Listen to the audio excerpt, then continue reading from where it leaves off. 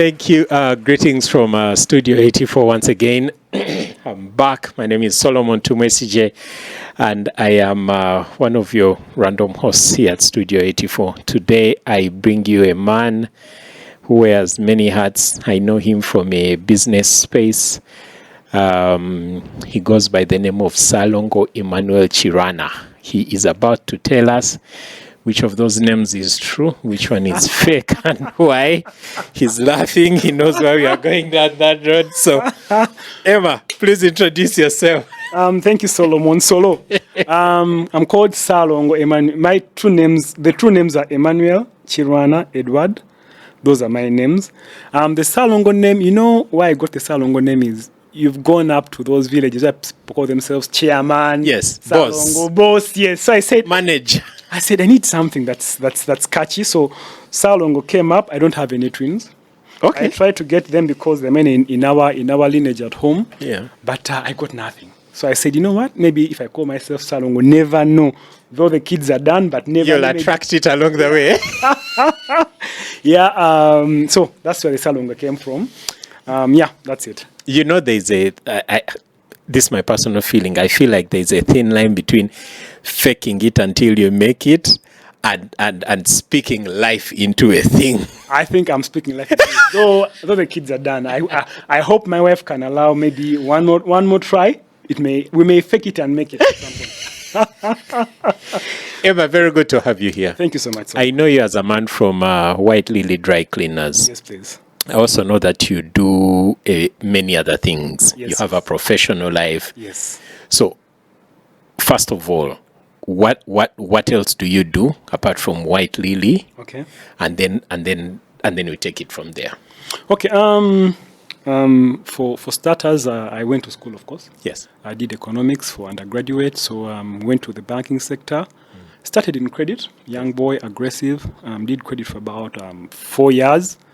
Then moved to the procurement arm. Why I did procurement is my mother, very beautiful old lady, was in PPDA. She set up PPDA at that point. Oh. So she told me to go into procurement. Yes. She said, you know what, Emma, it's either IT or procurement after campus. So I enrolled for a professional course. People call it CIPS. It's like SCCA, but of procurement. It's called CIPS. Yes. So I enrolled, and from the word go, my old man, rest in peace, always told us to be very aggressive. Whatever you do, do it with passion and without in Uganda. Yes, reservation. Yes, sir. Go all out. All out. So in the banking sector, thank God I got good people. I become the head of admin of the bank. That was Finance Trust Bank. So I go into procurement, push that arm from 2013. That's when I started procurement, the procurement side of it. From Finance Trust Bank, do about from 2013 to 2018. I moved to Equity. I head the same department. So did procurement from that time. Then in 2019, I took a sabbatical. Yes. I think I got Chejo. Yes. I was a bit tired. I'm like, you know what? I need something because you're married, you have time for family, but bank is busy. So I took a sabbatical, got out. Then at that point, I'm home. Yes. Resigned out of pressure. I'm home discussing with the wife, and we used to do farming, and that was a bit tough because you have to go to the farm now. We tried mobile money, but we didn't have enough float, so it was put on hold. Then we had an auntie who owns a dry cleaner in Kampala, and she once told us it's good cash flow. What we wanted was cash flow, not the big money from the salary, but daily cash flow. Yes. So we opted for dry cleaning. It was discussed in the bedroom. Out of pressure, we've given birth to a new baby and pressure, so we go into dry cleaning. And like nature has it, I had an old friend, she's called Sharon Tumusime. She owns a business called Palit. We had met many years through friends. A friend of ours called Harry at his Kuhinjira. So we used to chat because she was in logistics, I'm in procurement. They feed into each other. So we met, and she says, "No, Emma, there's this thing called BNI. Touch base and see." Yes. So of course, being a head of a department, we're now into dry cleaning. So you don't want to mix with the locals with respect. Yes. Said their fellow business owners, just come and see. It was still at Protea at that time. That was 2019. So I came for a visitor day. I get there. Guys are talking money. I'm like, okay. we used to talk this money, but through LPOs. I used to sign LPOs in the bank. Yes. So you see, guys are earning it, not getting LPOs. I'm like, oh, good space. So that's my BNI journey. Yes. May 2019, and with one branch. So I got the same model from the corporate sector. Of course, it's harder now because it's your own money. Yes. So the targets are a bit different in terms of equipment and in terms of what you want to do. But same mindset, same level of being aggressive. So pasted it into the dry cleaning arm. And fast forward, many branches opened. So along the way, a friend called me. Some gentleman called Alan Taebwa. Yes. Our wives are friends. From he knows how we're friends. So he calls me to help him with his business, his managing business, and to help him organize the administration procurement arm. And guess what? We start bowling onto the procurement arm. It's something that I did for many years. So even in my sleep, you can wake me up and do that. So with Alan, that was an eye-opener of, we can do this. Yes. And with him, I've been able to tap into many other clients. Yes. Some clients are high level, they don't want to be mentioned, but some clients you see on the market. Yes. We've worked with them and we've been able to turn around their businesses. And even in BNI, a good friend of mine, I won't say the name, she told me, you know what, you should change from dry cleaning and do this because this is you can do this out of your sleep. Yes. Yeah, so we're trying to work to change in BNI. To dry cleaning, I think has taken off. Yes. The baby is now walking, they're becoming an adolescent, so you can watch over them. So we want to bring up this other new baby, the procurement strategy and all those process flow things to BNI because many businesses have that as well.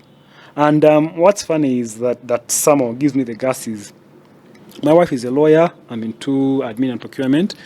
We started this thing out of the bedroom and we did very many engagements and Stanbic Bank, through a friend, Stanbic Bank head of legal was able to quote us for corporate governance. You can find that I don't sit at the dry cleaner, but it's moving on. Yeah. So we should be able to do some work with Stanbic as well in terms of corporate governance to support other SMEs. So it's an eye-opener that, if you can do it in your own hustle, get out and now support others. So we're trying to also come out and do that. I like it. And I like how you bring in your BNI journey already. A lot has changed in your business since you joined BNI. I also know that a lot has changed about you as a person. I also noticed that you're wearing a shirt with a logo or brand of Bear to Beast. Yes. So first explain this Bear to Beast thing. Okay. And tell me about that transition from 29. What happened during COVID? Emma, tell us. Many people always wanted to know. Okay. When I left the bank, of course, corporate life is a bit comfortable. With due respect, you're busy but you're stressed. So all you do is eat and drink. I used to consume some alcohol at that point. Yeah.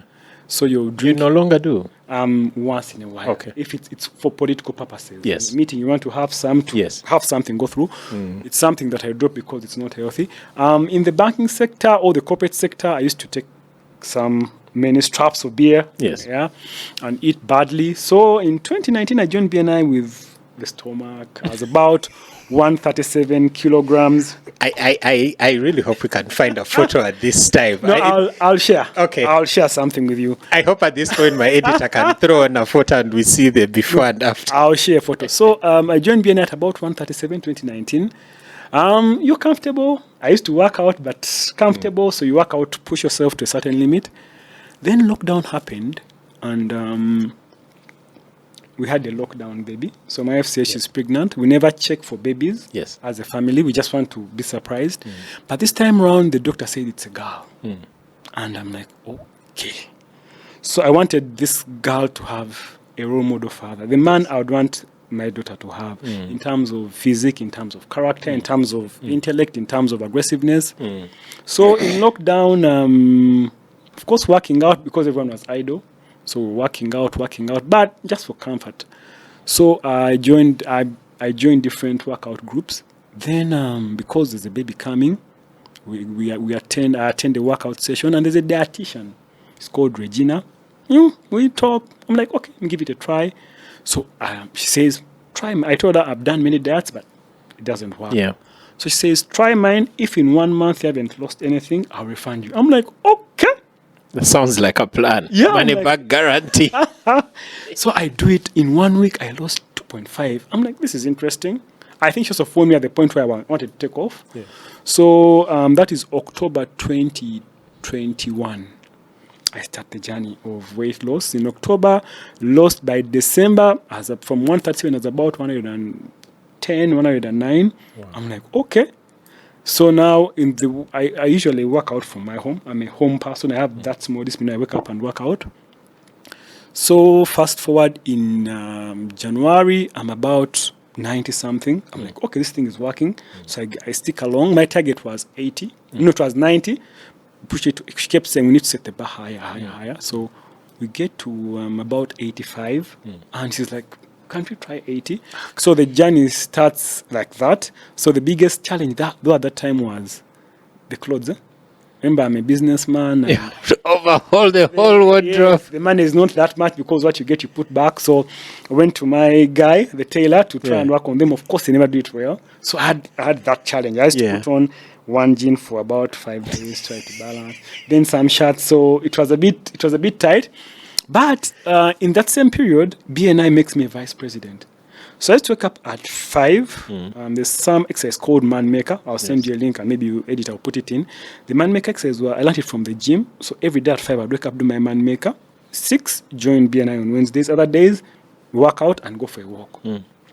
So we're online that time. Yes, online at that time. You were lucky we were online. Wednesday, you do your Man Maker at 5. At 6, you join online.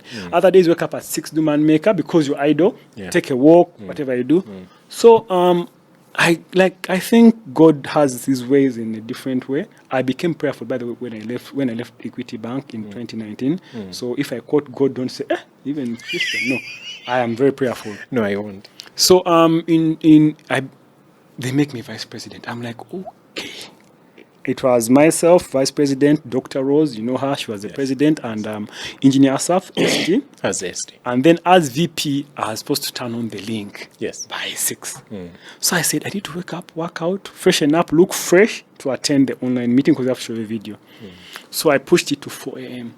So I'd wake up at 4 a.m. in 2022 so that I do my Man Maker. Workout. Then at 5, then get ready for the meeting. Yes, prepare for the meeting start at 6. So from that time, 2022, up to today morning, 4 a.m. 4 a.m. is my standard. Wow. So every day at 4 a.m. I wake up, do my Man Maker. Then I join the run group called Activate. We do 3 kilometers every day. I push myself to 5. So every day, apart from Wednesday when I have physical meetings, I can't run. So I do 4 a.m. my Man Maker. It does the whole body. Then at 6, get out and go for road work, 5 kilometers. Come back by 6:45. Then 7, I'm off. Saturdays, it's different. I do boot camp. There's a boot camp. So I do 4 Man Maker, 6 road work. Then at 8, go for a boot camp in Chanja. It's some good stuff. That's why I met Regina. So I'm loyal to that guy because of that. So at Saturdays, a bit more aggressive. And over the time, I learned that actually the energies, they just keep pushing the boundaries.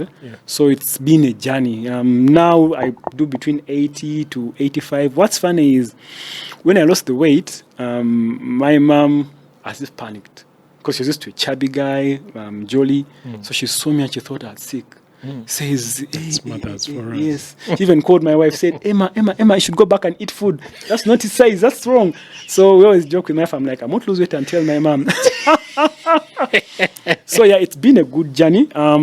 It's a bit different that you push yourself to the limit. So every day I have to run, every day I have to, even if it's raining. I now met a friend called Dr. Bachenga. He took me to mountain climbing, and it was a bit mental. Yeah. Of course, the fitness levels are up there, but I noticed that the mountain climbing is now mental. Yes. So fitness is 60-40, mental is 100. So it's been a journey, and to the weight loss journey, losing is a month, maintenance is the difference. So maintenance is where there is stress. I've also fallen sick of it, and it's something I tell everyone that if you can work out on your diet, you're okay. fitness, the exercise is just to help you firm up and maybe look better. Yes. And my policy has been from September to December, I always do fasts, intermittent and all. Because December, there's the party time. Yeah. So if you don't fix the party time, January you're suffering. So for me, from September to December, I try to drop. Yes. So that January, when people are suffering, I'm eating. It's been my point. So it's more of you learn to play with the cards. So September to December, you starve the body. Yeah. People are gaining, you're losing. So in January, for you afloat. It's something I've done. I have to commend you, Emma, on that one, because losing the weight, like you mentioned, is the easy part. Yeah. Anyone can lose. But keeping it down there is a whole different thing altogether. Yeah. So, would you say that back home, let's say your wife or the person who cooks for you has to be on the team with you? Can you do it alone without support at home? That's a good one. The discipline, Emma. Some people love their bread. Some people love their meat. Everyone has that one thing that is not good for them, but they feel they can do without. One thing I would recommend is delayed gratification. I've learned to hurt myself for future pleasure. So it's something that I'm working with. That me at home, first of all, now we change. We avoid processed foods.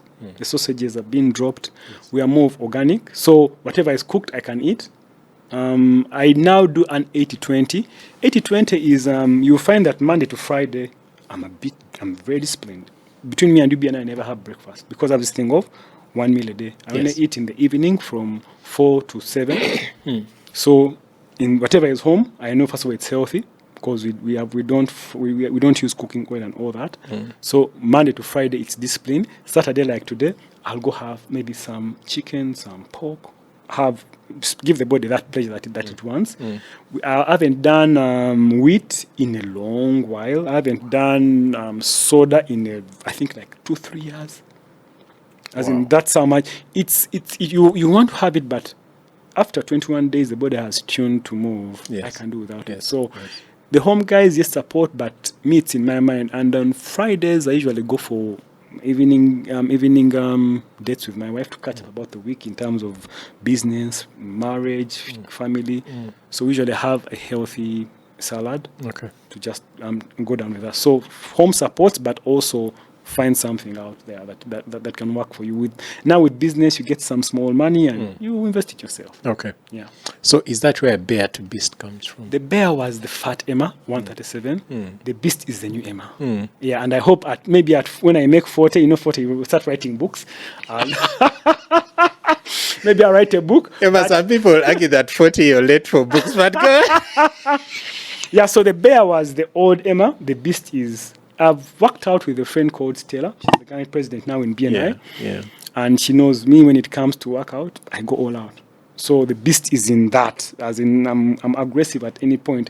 And I've tried to push that to business, to push that to relationships. Yeah. I try to make intentional immersion. I'm the beast in where I'm able to look out for you. So the beast is in now. I'm trying to spread it out. It's a bit tough because sometimes you want to drop some things. Example is I'm in a group with friends that want to lose kgs, but when I see you being lazy, I let you go because I push you and I can't push no more. But it's something I'm trying to work on. So the beast cuts across. It's Bear, the old Emma, who was fat and chubby and with a stomach, with breasts, to the beast who is now all out going. Yeah, I really love it. I really love it. I feel we have the book title, at least one, and one chapter. At least one thing down. Yeah. At least one chapter, the fitness. The other chapters will be cutting across relationships, business, friendships, and all that stuff. Emma, what really inspires you? Okay. And I have to take you back. Was there a turning point when you looked at yourself, apart from your daughter coming?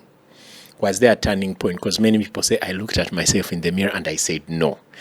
I know a person, I know her from a while ago. She said one day she couldn't bend down to tie her shoelaces. And she said, no, enough is enough. And Oh my God. So what was your turning point? My turning point, apart from my daughter, was in 2016. Rest in peace, I lost my father to cancer of the esophagus. So, of course, at that point, it was a bit emotional. Yeah. You fight as a family when the cancer comes in, the expenses go up. Yeah. You give up many things to support the old man. So along the way, of course, you read about it. It's something that keeps hurting. It pushes me emotionally because this was my guy. Yeah. We talk many things. He's one person who let me be. Take you back in Essex VAC. We, with respect, grew up in Kololo. He was a hardworking. We are not showing off here. We grew up in Kololo. So at some point in Kololo, in Essex VAC, all my other siblings moved to Mpedere, where they built. Me and my dad stayed in Kololo. And he told me at some point, enjoy your life because tomorrow is different. So I saw this is a guy who never smoked or took alcohol. Wow. He got cancer of the esophagus and he couldn't drink anymore. I mean, he couldn't put anything in his throat. He had to get a G tube. So that hurt me, but you keep shelving it. So I would go out and party, but it's that thing of you need to. So of course, along the way reading about cancer, then I fell on an article that says, how do you fight cancer through... My father was a small man, not a big man, but he wasn't the workout freak kind. He was more of a healthy eater, small. So you're able to find out that, which I've read about that. I usually do, once a month, I do a 72-hour fast. Those are 3 days.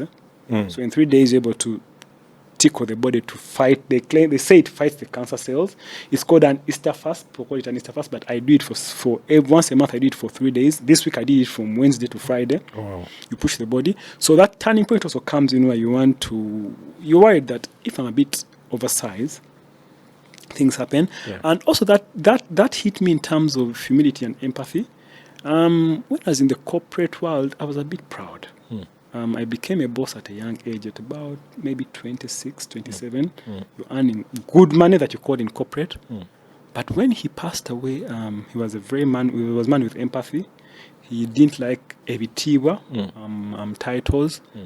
And fast forward, this year I lost also a colleague, an OB. We were together in Marcos College School. And we used to speak every birthdays. Mine is on Boxing Day, his was in the year.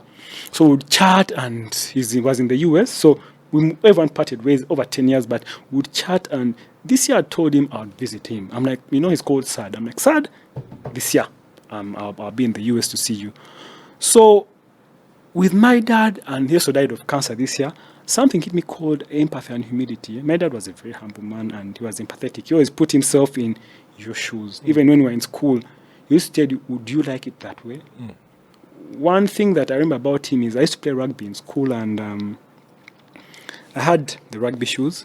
So I told him, Dad, I need more shoes. There used to be an Adidas shop in Cementi. Then I'm like, I want more shoes because I wanted to be the cool guy on the rugby pitch. And he went and bought me shoes of about 150,000. Then I saw his shoe at home. It was bent. So it hit me. I'm like, this guy has put himself in my shoes of, he wants to be happy, let him have it. Him, he didn't have it. So it hit me. I'm like, okay, you need to be empathetic. I now sit on the kids. I have this thing of, I let them have. So when my friend passed away this year, fast forward, something that kept hitting me that, imagine God told us, I'm not being blasphemic, just to be clear. He called me and said, Emma, you have 90 days. What would I do different? So it's something I'm trying to live by now. We found out that over the life we get egos, we get proud, it's something that's hit me that, I wish God told me in December last year that, Emma, your friend has 90 days. 90 days. What do different? You find that most of us would drop many habits that we're doing. We reach out to people who we love and say, hey, I'm sorry I did this. Hey, there are many friendships that I myself have lost. I've mistreated the people, or they mistreated me. But because of ego and pride, you want to go out and say, no, they'll do for me. So it's something that I'm trying to live by now. It's something I'm working on that. Imagine God said, Emma, you have 90 more days. You have 30 more. Of course, for things we shall go to family. We shall go to the friends that make us feel, those friends will make you feel better. So it's something that's keeps disturbing me. I have this thing of, in case I have 30 more days, and God never says you have 30 days until it's done.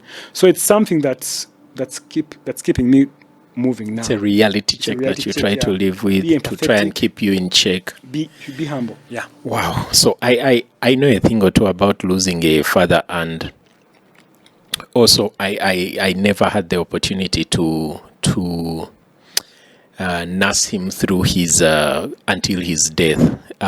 Mine was quick. Within 2 hours, he was gone. Wow, sorry. Yeah. But I also, many times I look back, Emma, and I ask myself, I'm like, what if because I've been with friends who have nursed their parents and seen them go, and it's a very long, grueling pain and period.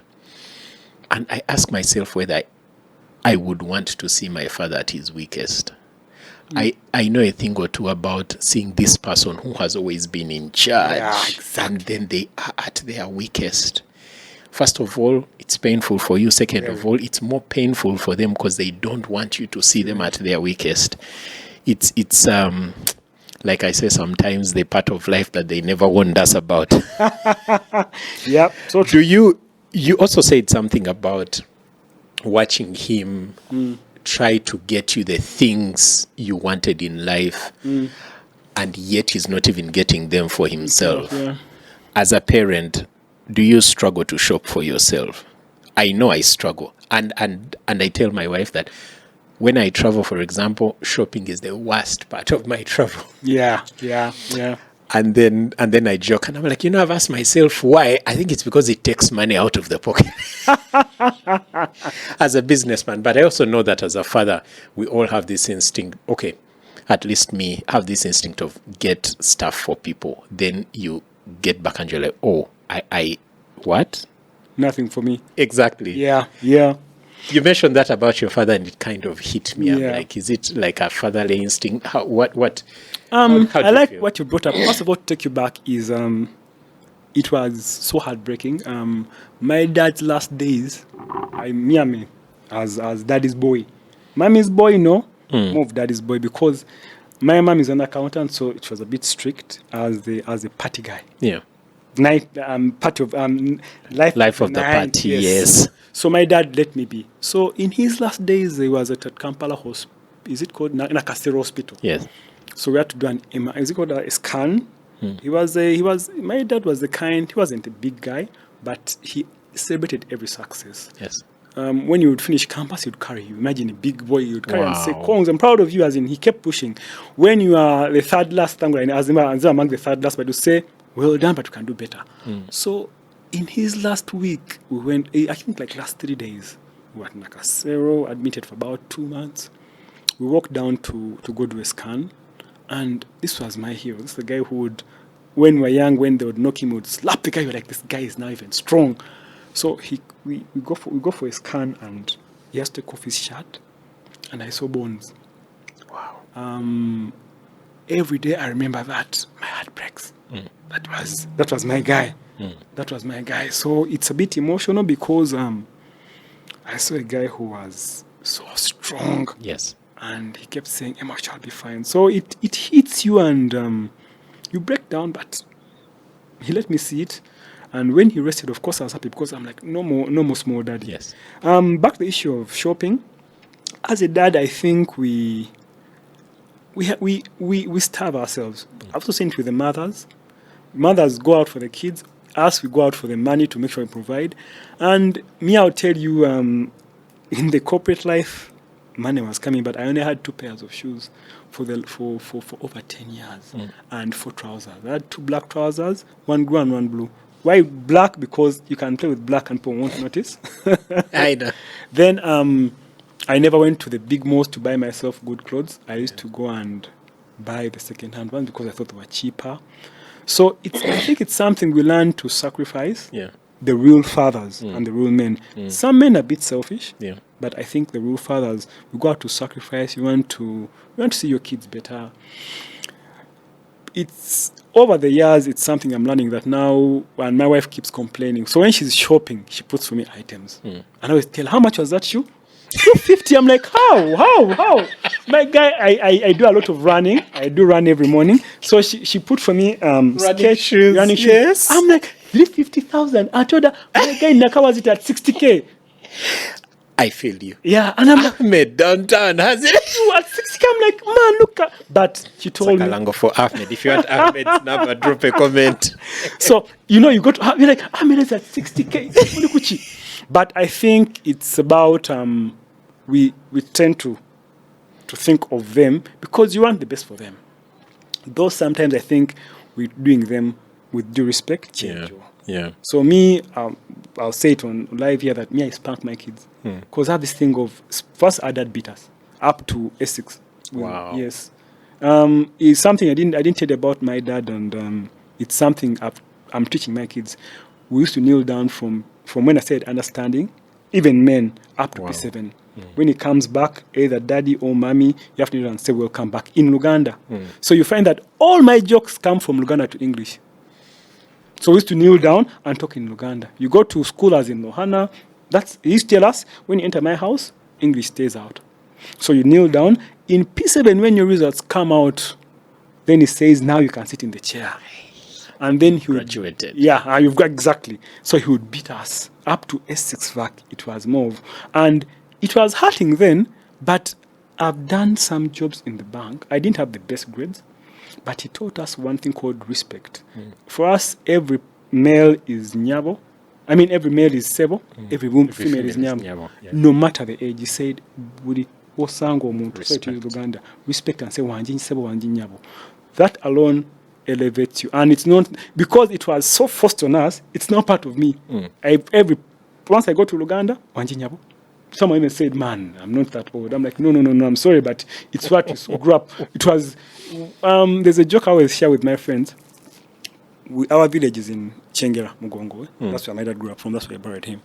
And one time we went for a burial. My dad was an architect. Cool guy in the village, was a cool guy.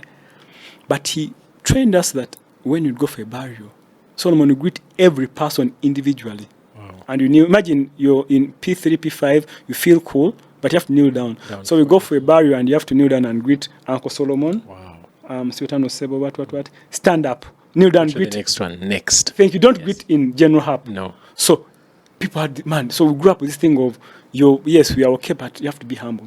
As in, calm down. How much did you hate burials or gatherings where you and have he to would take kneel? you. But when I sit now, Yes. with versus my colleagues who are a bit spoiled and entitled, it has pushed me. Grounded you in ways you never thought it and would. it has pushed me. So there's some things I can't do when I see people saying, with due respect, taking weed. That's not us. Yeah. Because this guy beat us. Me taking weed, I've tried it as a campus boy. You're trying to explore yourself.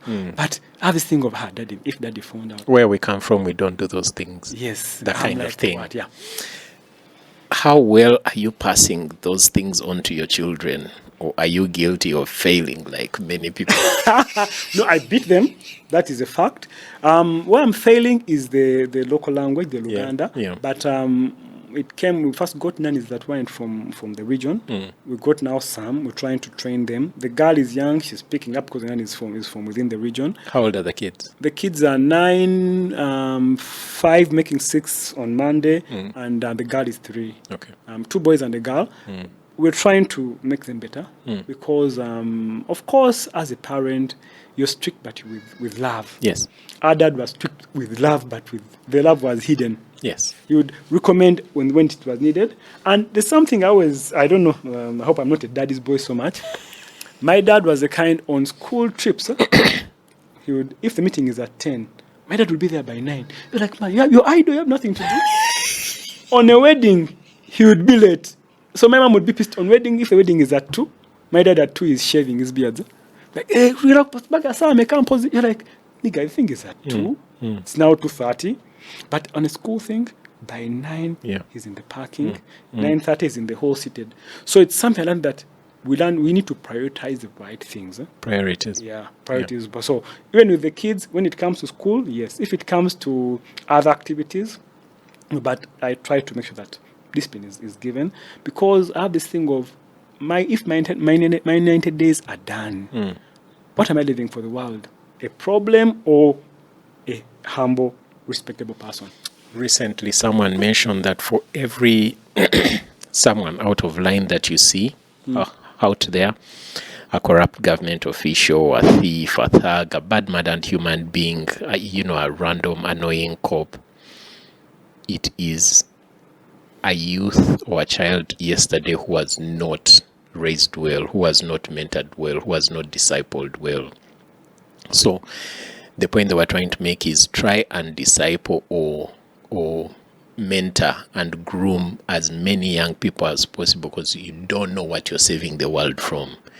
The bad people we face out there now all missed an opportunity to be mentored and raised well yesterday. So I totally get what you're saying. Emma, this was supposed to be 30 minutes. We already overshot ourselves. We'll definitely come back and have a deeper conversation. Very good to have you here. Thank you so much. Do you have any parting shots? I have to ask you, do you have a book, a movie, or something that speaks to you a lot that you would recommend for someone? There's a book, 2 books. There's a book called Man Up. Yeah. I'm trying to remember the author. I have it on the remark, but let me just pick the author. The book called Man Up, it's more of, we should get out of excuses. You know, every time you have everyone has an excuse for being late, for let me just get the author up here. Yeah. Then there's another one called Relentless. Yeah. And he did 2 Relentless and Winning. It's some guy called Tim Grover. You know, the Man Up is some guy called Bedros Koulian. Yes. Then Relentless and Winning is by Tim Grover. Why Tim Grover? Me, I'm a Black Mamba boy. That is Kobe. I'm a Kobe boy any day. Any day. Because I like that he died at his peak. Yes. He showed us 1 family, 2. The guy moved basketball, did the movie, and did both Jordan and Kobe and other guys. So Tim Grover, Winning and Relentless, then Bedros Koulian, Man Up. And then there's some other book Alan one time spoke about at Worship Harvest. Yeah. Money Won't Make You Rich. It's a good book by Sandy Adejela. Some book I always go back to read. So, and then the parting shots, life is too short. Yeah. Let's drop the ego. Let's drop the pride. You have your 90 days. You don't know when your 90 days are. Yeah. Who is that person that you want to reach out to? Go talk to them and say, you know what? Make peace with. Make peace and say, you know what, Solo, we've been off, but I'm sorry. You know, when you say you're sorry, you move happy. Yes. Yes, you may say yes or no. Yeah, moved on. So my parting shots will be that. Then my last quote will be that, of course, it's off. It's the other side of the coin. I always tell people that boos don't block dunks. You may boo me, I'm going. So boos don't block dunks, as in dunks in basketball. But I think you may boo me, but I have to make it. That sounds like copy. Yeah. Of course. So you may boo whoever you're going to boo. If the person is determined, they'll go. You see, I like what you've done here. People will make noise. But up in 2019, up now is they're dunking everything now. Yeah. People have made noise. It's going into that. Those are boos. They won't block your dunk. Thank you very much, Emma. Very good to have you here. I haven't done this before, but I am tempted to arm wrestle you on this table. Okay. Let's first clear the mics. Let's clear the mics, right? Who is counting? 3. Okay, in 3, 2, 1, let's go. I'm sorry, in your studio. Next time, I'll be respectful. Solo. I wasn't ready. No, next time. How are you, man? I'm so proud of you. Can I take care? Thank you, Solo. Good.